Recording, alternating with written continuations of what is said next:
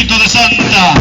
Hoy precisamente, aquí están los muchachos santeños, aquí está Santa, el distrito más antiguo de la provincia, representado por estos jóvenes valores de la educación.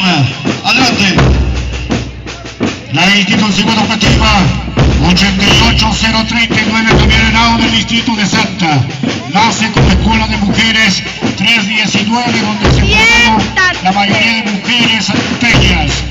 En la actualidad nuestra institución cuenta y ofrece las condiciones que permiten albergar cómodamente a 3 niveles de educación inicial, primaria y secundaria. Asimismo cuenta con las infraestructuras maquinarias, tecnología con la finalidad de brindar un servicio eficiente.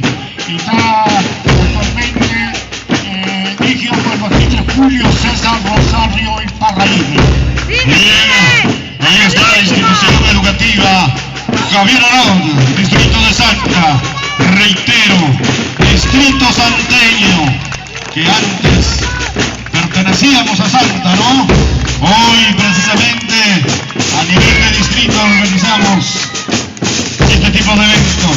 Marcialidad, gallardía. El saludo para la jefa de imagen de la municipalidad y el gran apoyo que ha brindado también. Muchas gracias, muchas gracias. Gracias a la señora Sonia.